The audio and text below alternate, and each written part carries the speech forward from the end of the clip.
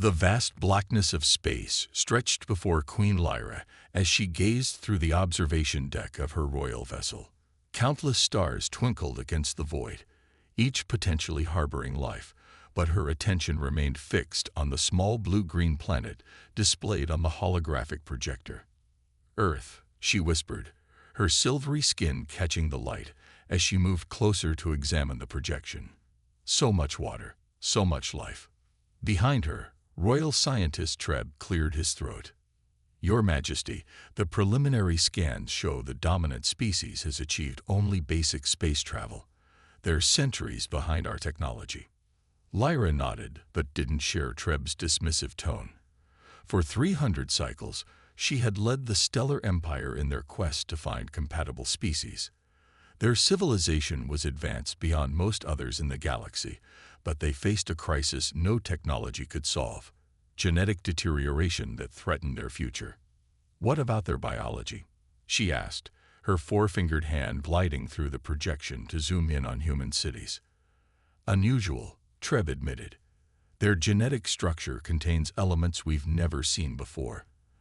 They adapt quickly to environmental changes, and their genetic diversity is remarkable for such a young species." This caught Lyra's attention. Her long, elegant neck turned as she fixed Treb with her large violet eyes. "Could this be what we've been searching for?" "It's too early to tell, Your Majesty, but I wouldn't place much hope in such a primitive." "Arrange a meeting with the Stellar Council," she interrupted. "I want to discuss an expedition to Earth." 3 days later, Lyra stood before the 12 members of the Stellar Council, their faces showing various degrees of skepticism as she presented her case. "We've visited 17 advanced worlds with no success," she reminded them. "Perhaps we've been looking in the wrong places." Council Elder Drax leaned forward, his aged face creased with concern. "Your Majesty, sending a royal delegation to an undeveloped world is unprecedented. These humans may react with fear or hostility." "Which is why I will go myself," Lyra announced. A collective gasp filled the chamber. "Out of the question," Elder Mira exclaimed. "The risk is too great." Lyra stood firm, her royal posture unwavering. "Our people face extinction within 5 generations unless we find a solution. I will not wait while we debate protocol." In the end, the Council reluctantly approved her mission, though they insisted on a full security detail and that she present herself as merely an ambassador, not the Queen. As Lyra's ship approached Earth's orbit, she felt a strange mix of hope and nervousness. Their transmission requesting diplomatic contact had been sent 3 Earth weeks ago, and after much deliberation among Earth's nations, they had agreed to receive the alien visitors. "We're receiving landing coordinates," her pilot announced. "They've designated a military base in a region called Nevada for our arrival." Lyra studied the information on her screens. A remote location. "They're being cautious." "As they should be," her security chief, Vox, commented. "We know little about their weapons or defenses." The royal vessel descended through Earth's atmosphere, its cloaking technology preventing panic among the general population. Only those with clearance at the designated site would witness their arrival. As they landed, Lyra changed into the formal attire of a diplomatic envoy rather than her royal regalia. The outfit was still striking by human standards. Flowing fabric that shifted colors with her movements, complementing her silvery skin and tall, slender frame. "Remember," she told her team, "we are guests here. Observe all protocols they establish." The ship's door opened, revealing a reception committee of humans standing at attention. Some wore military uniforms, others formal attire. Their faces showed a mixture of awe and apprehension. Lyra took a deep breath of Earth air, richer and more varied than the purified atmosphere of her homeworld. She stepped forward, her movements graceful despite Earth's stronger gravity. A tall human male stepped forward from the group. "On behalf of the United Earth Council, I welcome you to our planet. I am General Thomas Reed." Lyra performed the traditional greeting gesture of her people, a gentle incline of her head and a sweeping motion with her right hand. I am Ambassador Lyra of the Stellar Empire. We come in peace and friendship, hoping to establish relations between our worlds." As she looked into the faces of these strange beings, so different yet somehow familiar, Lyra felt a certainty that her journey would change both their worlds forever. What she couldn't know was just how personal that change would be. The morning sun cast long shadows across the military base as Commander Jack Miller reviewed his briefing documents for the third time. When he'd been selected as the primary liaison to the alien delegation, he'd assumed it was a joke. Now, standing outside the conference room, where he would meet Ambassador Lyra, the reality of his assignment hit him full force. "Commander Miller," a voice called from behind. "They're ready for you." Jack straightened his uniform and nodded. "Let's not keep our guests waiting." The conference room fell silent as Jack entered. At the far end of the table sat Ambassador Lyra, her silvery skin almost luminous under the artificial lights. Beside her were two other aliens, one clearly a scientist with various devices, the other obviously security, with a posture Jack recognized from his military career. "Ambassador Lyra," General Reed gestured to Jack. "This is Commander Jack Miller. He will be your primary point of contact during your stay on Earth." Lyra studied Jack with those unsettling violet eyes. "Commander," she said, her voice carrying a musical quality that the translation devices couldn't fully capture. "I look forward to learning about your world through your guidance." Jack bowed slightly. "The honor is mine, Ambassador. I hope I can answer any questions you might have."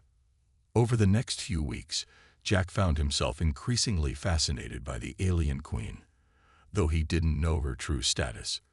What started as formal tours of approved facilities evolved into deeper conversations about their respective cultures.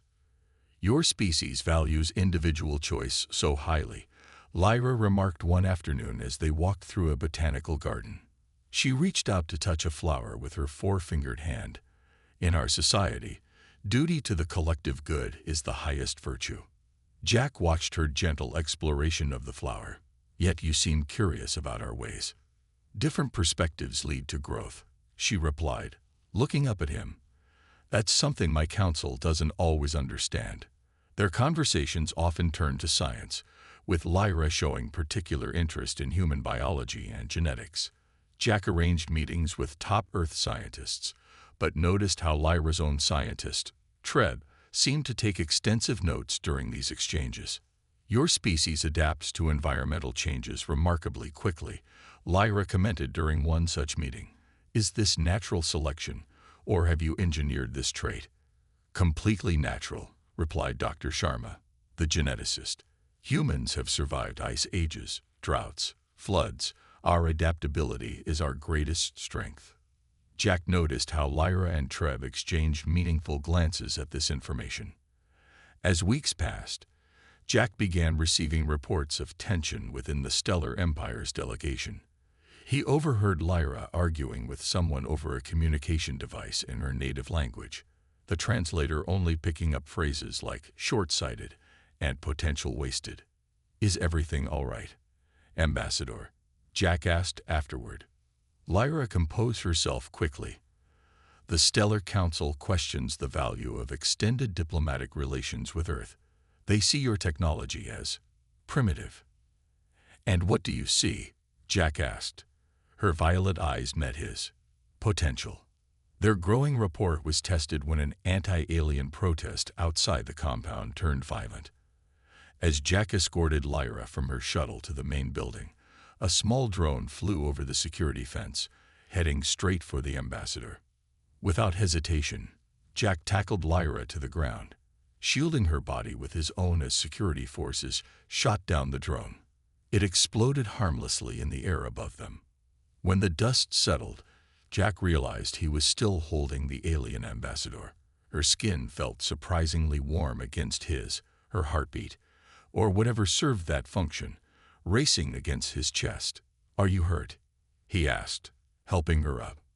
"No," she said, studying him with newfound intensity. "You risk your life for mine." "Just doing my job," Jack replied automatically. "No," Lyra said softly. That was more than duty. That evening, Lyra sent away her attendants and contacted her royal scientists in secret. The human genetic samples we've analyzed show exactly what we hoped for, she said. Their DNA contains resilience factors our species lost generations ago. The Council will never approve direct genetic exchange, her chief scientist warned. They believe it would dilute our bloodline. Lyra's expression hardened. Then they doom our people to extinction through their pride. As she ended the transmission, Lyra found herself thinking of Jack's protective embrace earlier that day. Something was changing between them, something neither of their worlds was ready for. The Royal Laboratory aboard Lyra's ship hummed with activity as she entered. 3 scientists worked at various stations, analyzing data that scrolled across holographic displays. They straightened immediately when they noticed her presence. "Your Majesty," Treb bowed low. "We've made significant progress." Lyra moved to the central display, where a double helix of human DNA rotated slowly beside a similar structure from her own species. "Show me." Treb manipulated the display, highlighting sections of the human DNA. "These sequences here, they contain exactly what we've been searching for. Human DNA has remarkable repair mechanisms that prevent the kind of degradation our species faces. Can it be integrated with our genetic structure?" Lyra asked, her eyes fixed on the display. "Theoretically, yes." Treb hesitated. "But we need more samples, more varied testing. And even then, the Council." "Leave the Council to me," Lyra said firmly. "Expand your research. Be discreet." Outside the laboratory, Lyra paused. She hadn't told her scientists everything. Specifically, how her interest in human genetics had become tangled with her growing fascination with one particular human. Later that day, Jack met Lyra at the designated spot, a quiet corner of the compound's garden, where they had begun taking afternoon walks. These meetings had become a highlight for both of them. "You seem preoccupied today," Jack observed as they walked past flowering bushes planted for the alien delegation. Lyra smiled. "Just thinking about differences between our worlds. Your people value personal freedom so highly, even when it sometimes works against collective good." "And your people?" Jack asked. "We serve the needs of our civilization first. Personal desires are secondary." She paused. "At least, that's what is expected." Jack studied her face. "But you don't always agree." "Let's just say I'm developing a new perspective." Lyra stopped to examine a butterfly that had landed nearby. "Your Earth creatures adapt and evolve so quickly. It's remarkable." "Speaking of adaptation," Jack said, "I've arranged something special. There's an old drive-in movie theater nearby. They're showing classic films under the stars tonight. I thought you might enjoy experiencing some human culture." Lyra's violet eyes widened. "Is that allowed within protocol?" "I cleared it with security," Jack grinned, though they insisted on having guards present. That night, sitting in an open-topped vehicle under Earth's moon, Lyra experienced her first human movie. The story was simple. 2 people from different worlds falling in love despite obstacles. But she found herself deeply moved. The characters gave up so much to be together, she commented afterward as they drove back to the compound. "Is that common in human relationships?" Jack kept his eyes on the road. "Sometimes, when the connection is strong enough, people will risk everything." Lyra felt a strange flutter in her chest at his words. Unknown to both of them, a small drone followed their vehicle, recording everything. Back on her homeworld, Council Elder Drax reviewed the footage with growing concern. "She's becoming too close to these humans," he told the other council members, "particularly this Commander Miller." "Perhaps we should recall her," suggested Elder Mira. "Not yet," Drax replied. "Let's see what she's really doing first. Send observers to monitor her activities more closely." The following morning, Lyra received notice that 3 diplomatic advisors would be arriving from her homeworld within days. She knew what this meant. The council was suspicious. When she met with her scientists later, they had troubling news. "We've hit a barrier," Treb explained. We can identify the beneficial human genetic sequences, but successful integration would require something more than just engineered solutions. What do you mean? Lyra asked. The most effective method would be. Treb hesitated. Speak freely, Lyra commanded. Natural conception between species, he said finally. A child of both worlds would naturally integrate the genetic strengths of both. But that's impossible, of course. The biological differences are too great. Later that evening, Lyra declined her regular walk with Jack, claiming diplomatic duties. The truth was more complicated. For the first time in her life, she was questioning her royal duty. The connection she felt with Jack went beyond scientific interest or diplomatic relations. In her private quarters, Lyra gazed at Earth's moon through her window. Her people needed the genetic solution humans could provide. Her duty was clear, yet her thoughts kept returning to Jack's words about people risking everything for connection. The arrival of council observers would force her hand soon. She had to decide where her true duty lay, with her people's traditions or with their survival, which might require breaking those very traditions. The 3 diplomatic advisors from the Stellar Empire arrived with the subtlety of storm clouds.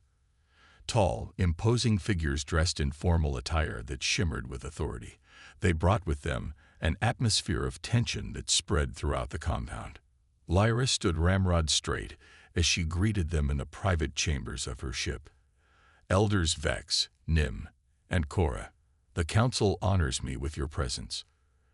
Elder Vex, the oldest of the 3, didn't bother with pleasantries. Your Majesty, the council is concerned about your extended stay on this primitive world. You were sent to assess potential alliance value, not to immerse yourself in human culture. My assessment requires thorough understanding, Lyra countered. The humans have unique qualities that could benefit our people. We've reviewed your scientific team's reports, Elder Nim said, her tone skeptical. These genetic markers you find so fascinating aren't worth the political complications of alignment with an underdeveloped species.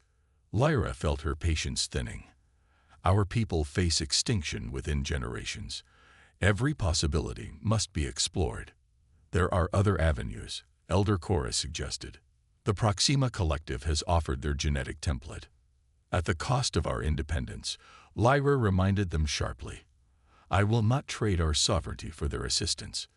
The meeting ended in stalemate, but Lyra knew the battle had just begun. The elders would be watching her every move.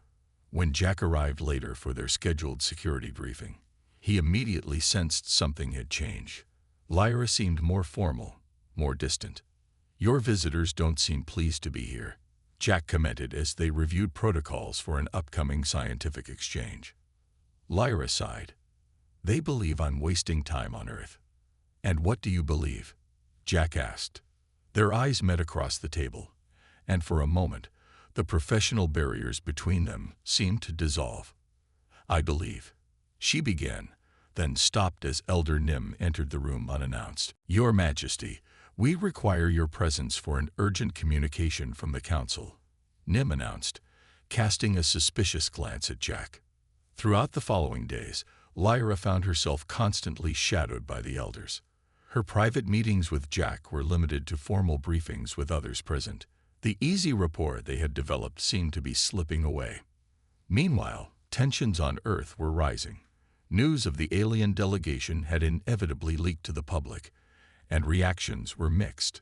Some saw opportunity in contact with an advanced civilization. Others feared invasion or cultural contamination. Jack brought the concerning news during a formal meeting. We've intercepted communications from a group called Terra Prime. They're planning some kind of action against your delegation. What kind of action? Elder Vex demanded. Unknown, but their rhetoric is violent, Jack replied. I recommend postponing any public appearances until we can neutralize the threat.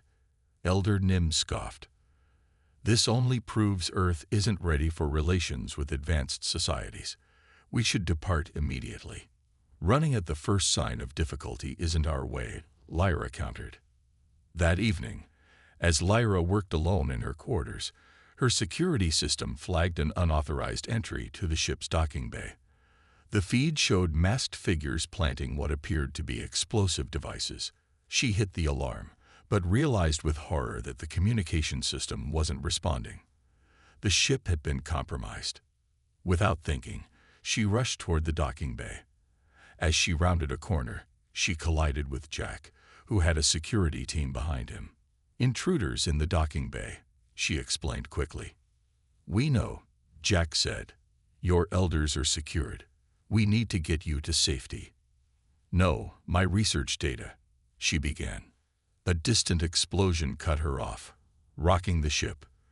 The lights flickered and emergency systems activated. "No time," Jack insisted, taking her arm. "This way." They hurried through smoke-filled corridors. A second explosion, closer this time, knocked them both off their feet. Part of the ceiling collapsed, trapping them in a small section of corridor separated from Jack's security team. "Commander, Your Majesty," voices called from the other side of the debris. "Are you hurt?" "We're okay," Jack called back. "Find another way around." Alone in the semi-darkness, with smoke swirling and distant flames casting everything in an orange glow, Lyra and Jack faced each other. "You came for me," Lyra said softly. "Why?" "You know why," Jack replied, his voice low and certain. In that moment, with danger all around them, and the barriers between their worlds literally crumbling, Lyra made her choice. She reached for Jack's hand. "Everything I've been taught says this is wrong," she whispered. "And what does your heart say?" Jack asked. Instead of answering with words, Lyra leaned forward and pressed her lips to his in a very human gesture she had only read about, but now understood completely. The attack on the alien delegation was front-page news across Earth. Official reports described it as a failed terrorist action by extremist group Terra Prime, with minimal damage and no casualties. What those reports didn't mention was how the incident had fundamentally changed the relationship between a human commander and an alien queen. 3 weeks after the attack, Lyra stood in her private laboratory, away from the watchful eyes of the Council's observers. Treb worked silently beside her, his expression grave as they reviewed their latest findings. "Are you certain?" Lyra asked, her voice barely above a whisper. Treb nodded. "I've run the analysis 5 times. The integration pathway is viable. A natural union between our species could produce offspring with stable genetic makeup. But how is this possible?" Lyra pressed. "Our biological systems are so different." "Not as different as we believed," Treb explained. "There appears to be an ancient connection, perhaps from when our ancestors visited this sector millennia ago. The compatibility is remarkable." Lyra's mind raced with implications. This information cannot leave this room. The Council would never approve. Later that day, Lyra managed to slip away from her observers for what appeared to be a routine inspection of Earth's scientific facilities. Jack was waiting for her in a secured laboratory section that had been cleared of personnel. "We don't have much time," she told him as the door closed behind them. "The elders are watching my every move." Jack took her hands in his. Their relationship had deepened rapidly since the night of the attack, their meetings becoming increasingly secretive and precious. "I've been thinking," he said, "about requesting a transfer. The scrutiny is getting too intense." "No," Lyra said firmly. "We need to stay exactly where we are. I have discoveries to share with you." She explained what Treb had found. That human and stellar DNA had compatible elements that could potentially combine to create viable offspring. More importantly, such offspring would naturally contain the genetic solutions to the deterioration plaguing their species. "So our relationship could actually save your people?" Jack asked, trying to process the information. "Theoretically, yes. But the Council would consider it contamination of our royal bloodline.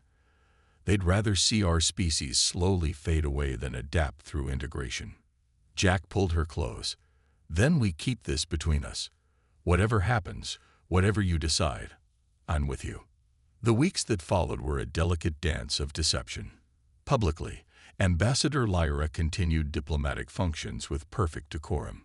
Commander Miller remained the professional liaison, respected for his cultural sensitivity. Privately, they found moments to be together, hidden from both human scrutiny and alien observation. Elders Vex, Nim, and Cora grew increasingly frustrated with Lyra's refusal to conclude the Earth mission and return home. They sent reports to the Council, suggesting the Queen had become too fascinated with human culture, but stopped short of implying anything inappropriate. Then came the morning Lyra couldn't ignore the signs any longer. She awoke feeling different, a subtle change in her body's rhythms that her royal training had prepared her to recognize. With trembling hands, she used a medical scanner in the privacy of her quarters. The results confirmed what seemed impossible. She was carrying a child, Jack's child. When she managed to share the news with him in a brief private moment, his reaction shifted from shock to wonder to concern in rapid succession. "How is this possible?" he asked. "Life finds a way," Lyra replied, echoing a line from an Earth movie they had watched together. "But Jack, this changes everything. If the Council discovers this, we'll figure it out," he promised, though his voice betrayed his uncertainty. "What about your scientists? Can they help?" Lyra nodded. "Treb is loyal to me above the Council. He's already working on ways to shield the pregnancy from standard medical scans during my diplomatic duties." As the weeks passed, Lyra's secret became increasingly difficult to maintain. The physical changes were subtle. Her species didn't show pregnancy the way humans did, but the energy requirements and hormonal shifts required careful management. Elder Nim grew particularly suspicious of Lyra's changed eating habits and periodic absences. "Your Majesty seems unwell," Nim observed during a diplomatic dinner. "Perhaps a return to our homeworld for proper medical attention would be wise." "I'm in perfect health," Lyra replied coolly. "And our mission here remains incomplete." Later that night, alone in her quarters, Lyra placed a hand over the life growing within her, a child of two worlds, carrying the genetic future of her species. She had chosen love over duty, only to discover that this love might fulfill her greatest duty after all, saving her people. But first, she and her child had to survive the coming storm, when her secret would inevitably be discovered. 4 months after confirming her pregnancy, Lyra could no longer maintain the secret. The energy requirements of carrying a hybrid child had begun to affect her public appearances. She had grown paler, her normally lustrous silver skin taking on a matte finish that concerned even humans who knew little about her species' normal appearance.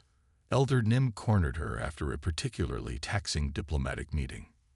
"Your Majesty, I must insist on a full medical examination," Nim stated, her tone leaving no room for refusal.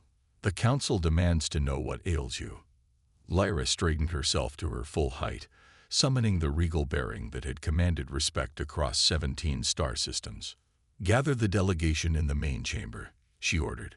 "I will address everyone this evening." Word spread quickly through both the alien delegation and human security forces. Jack found her in her private quarters as she prepared for what would certainly be the most consequential announcement of her reign. "Are you sure about this?" he asked, concern etched across his face. "Once it's done, there's no going back." Lyra touched his cheek gently. "There's already no going back, Jack. Our child grows stronger each day. Soon, even their dampening fields won't hide the life signs." "What can I do?" he asked. "Stand with me," she replied simply, "no matter what happens next." The main chamber of the alien compound buzzed with tension as representatives from both species gathered. The 3 council elders sat rigidly at the front, their expressions betraying their suspicion that something unprecedented was about to occur. Lyra entered without ceremony, her simple attire a stark contrast to the elaborate diplomatic garments she usually wore. Jack followed 2 steps behind, causing murmurs among the assembled dignitaries. Elder Vex rose immediately. "Your Majesty, what is the meaning of this impromptu gathering?" Lyra looked around the room, meeting the eyes of both her people and the humans who had become allies over these months. Her scientist Treb stood in the corner, looking both terrified and excited. For generations, Lyra began, her voice clear and unwavering. Our species has faced a slow extinction. Our genetic material deteriorates with each generation, despite our advanced technology. The elders shifted uncomfortably. This was not public knowledge among the humans. We came to Earth seeking alliances, resources, perhaps even technological exchange, she continued. What we found was something far more valuable. Lyra took a deep breath, then placed her hand over her abdomen in a gesture unmistakable to both species. I bear a human's offspring, she announced. The chamber erupted in chaos. Human officials whispered frantically to each other. Members of the stellar delegation gasped or shouted in their native language. Elder Nim actually collapsed back into her seat, her face frozen in shock. Silence, commanded Elder Vex, rising to his feet. When the room quieted, he turned to Lyra, his expression thunderous. You have betrayed our most sacred laws. You have contaminated the royal bloodline. I have saved it, Lyra countered. The child I carry contains genetic patterns that will halt our deterioration. Impossible, Elder Chorus sputtered. Show them, Lyra said to Treb. The scientist stepped forward nervously and activated a holographic display showing detailed genetic sequences. The hybrid DNA is stable. More than stable, it repairs the damaged sequences in our genetic code. The child carries the solution to our extinction. General Reed, the highest-ranking human present, stepped forward. Am I understanding correctly that Queen Lyra is pregnant with a human-alien hybrid? Jack moved to stand beside Lyra. The child is mine, General. Another wave of shock rippled through the room. Among the humans, reactions varied from disgust to fascination to unexpected support. Commander Miller, General Reed's voice was dangerously quiet. You have violated at least 17 protocols. This is unprecedented. As is the opportunity before us, Lyra interjected.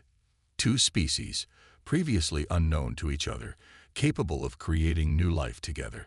Think of what this means for both our civilizations. Elder Vex was not moved. The Council will never accept this abomination. You will be stripped of your title. The succession will pass to your cousin. Then so be it, Lyra replied calmly.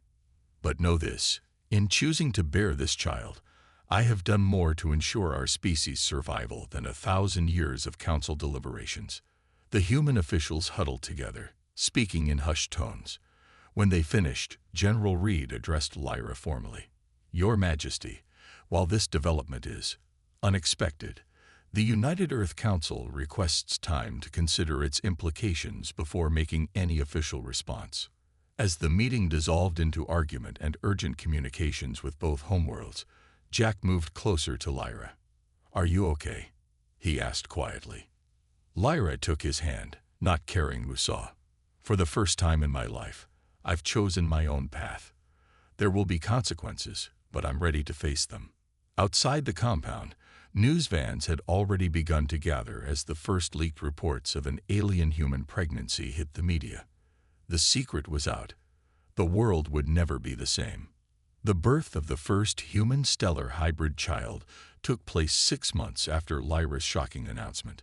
Despite the political storm that followed, both species' medical experts had worked together to ensure the safety of mother and child during the unprecedented pregnancy. The medical bay aboard Lyra's ship had been converted into a specialized birthing facility, combining the best technologies from both worlds. Jack paced nervously outside while a team of human and stellar doctors attended to Lyra. Commander Miller, called Dr. Evans, emerging from the room with a tired smile. You can come in now. Jack's heart pounded as he entered. Lyra lay on a recovery bed, looking exhausted but radiant. In her arms was a small bundle wrapped in a soft blanket. Meet your son, she said softly as Jack approached. The baby looked remarkably human, but with subtle differences, a silvery undertone to his skin and eyes that shifted between human blue and stellar violet. His fingers were fully human, 5 on each hand rather than the stellar 4. He's perfect, Jack whispered, gently touching his son's tiny hand. "The first of his kind," Lyra said. "A bridge between worlds." News of the successful birth spread quickly. On Earth, public opinion had been sharply divided since Lyra's announcement. Religious groups debated the theological implications, scientists were fascinated by the biological possibilities, and politicians worried about the diplomatic consequences. On Lyra's homeworld, the reaction had been even more dramatic. As promised, the Stellar Council had stripped Lyra of her title, naming her cousin as the new ruler. But when Treb and his scientific team presented their findings to the wider scientific community, a revolution of thought began. 2 weeks after the birth, Lyra and Jack received an unexpected visitor. Elder Mira, the most moderate of the council representatives, arrived without the other elders. "The council is fracturing," she told them as she gazed down at the sleeping infant. "The evidence your scientists presented is irrefutable. The child's DNA contains the cure for our genetic deterioration. And yet they still denounce us," Lyra observed. "Old beliefs die hard," Elder Mira said with a sigh. "But not all of us are blind to necessity. A growing faction supports your actions, even if they cannot say so publicly yet." 3 months later, Jack's apartment in the diplomatic zone became the site of an unprecedented meeting. Representatives from Earth's major nations sat across from a delegation of stellar scientists and progressive council members. The infant boy, now named Leo, a name chosen for its simplicity and meaning in ancient Earth languages, slept peacefully in a crib nearby. "The genetic therapies developed from the child's DNA have been successfully tested," announced Treb, now the chief scientist of the new coalition. "The deterioration can be halted and eventually reversed." The human representative from Japan leaned forward. "And what does your coalition seek from Earth in exchange for this technology?" "Not exchange," Lyra clarified. "Collaboration. Our species are compatible in ways we never imagined. Together, we can achieve more than either could alone." The discussions lasted days, but eventually led to an agreement. A joint colony would be established on a neutral world, where humans and stellars could live and work together. Both species would contribute their strengths, human adaptability and creativity, paired with stellar technology and knowledge. 1 year after Leo's birth, the first ships departed for the colony world, a habitable planet in a star system between Earth and the stellar homeworld. Lyra and Jack, with young Leo, were among the first settlers. Standing on the surface of their new home, Lyra watched as Leo took his first steps on alien soil, his little hands reaching up toward the unfamiliar stars overhead. "Do you regret it?" Jack asked, coming to stand beside her. "Giving up your throne, your position?" Lyra smiled as she watched their son's wonder at his new surroundings. "I was born to lead my people toward survival. That's exactly what I've done, just not in the way anyone expected." In the years that followed, more hybrid children were born as other humans and stellars followed the path Lyra and Jack had pioneered. The genetic cure spread throughout the stellar population, halting their decline. Eventually, even the conservative factions of the Stellar Council acknowledged what Lyra had achieved. On Leo's 5th birthday, as they watched him play with both human and stellar children in the colony's central park, a message arrived from the stellar homeworld. The council had voted unanimously to recognize the colony as an official province of the Stellar Empire, with Lyra and Jack named as its governors. "It seems they've forgiven you," Jack said as they read the proclamation. "Not forgiveness," Lyra corrected, watching their son laughing with his friends. "Children of 2 worlds who saw no differences between themselves. Understanding. They finally understand what I knew from the moment I felt life growing within me." "And what's that?" Jack asked. The medical bay aboard Lyra's ship had been converted into a specialized birthing facility, combining the best technologies from both worlds. Jack paced nervously outside, while a team of human and stellar doctors attended to Lyra. Commander Miller, called Dr. Evans, emerging from the room with a tired smile. "You can come in now." Jack's heart pounded as he entered. Lyra lay on a recovery bed, looking exhausted but radiant. In her arms was a small bundle wrapped in a soft blanket. "Meet your son," she said softly as Jack approached. The baby looked remarkably human, but with subtle differences, a silvery undertone to his skin and eyes that shifted between human blue and stellar violet. His fingers were fully human, 5 on each hand rather than the stellar 4. "He's perfect," Jack whispered, gently touching his son's tiny hand. "The first of his kind," Lyra said, "a bridge between worlds." News of the successful birth spread quickly. On Earth, public opinion had been sharply divided since Lyra's announcement. Religious groups debated the theological implications, scientists were fascinated by the biological possibilities, and politicians worried about the diplomatic consequences. On Lyra's homeworld, the reaction had been even more dramatic. As promised, the Stellar Council had stripped Lyra of her title, naming her cousin as the new ruler. But when Treb and his scientific team presented their findings to the wider scientific community, a revolution of thought began. 2 weeks after the birth, Lyra and Jack received an unexpected visitor. Elder Mira, the most moderate of the council representatives, arrived without the other elders. "The council is fracturing," she told them as she gazed down at the sleeping infant. "The evidence your scientists presented is irrefutable. The child's DNA contains the cure for our genetic deterioration. And yet they still denounce us," Lyra observed. "Old beliefs die hard," Elder Mira said with a sigh. "But not all of us are blind to necessity. A growing faction supports your actions, even if they cannot say so publicly yet." 3 months later, Jack's apartment in the diplomatic zone became the site of an unprecedented meeting. Representatives from Earth's major nations sat across from a delegation of stellar scientists and progressive council members. The infant boy, now named Leo, a name chosen for its simplicity and meaning in ancient Earth languages, slept peacefully in a crib nearby. "The genetic therapies developed from the child's DNA have been successfully tested," announced Treb, now the chief scientist of the new coalition. "The deterioration can be halted and eventually reversed." The human representative from Japan leaned forward. "And what does your coalition seek from Earth in exchange for this technology?" "Not exchange," Lyra clarified. "Collaboration. Our species are compatible in ways we never imagined. Together, we can achieve more than either could alone." The discussions lasted days, but eventually led to an agreement. A joint colony would be established on a neutral world, where humans and stellars could live and work together.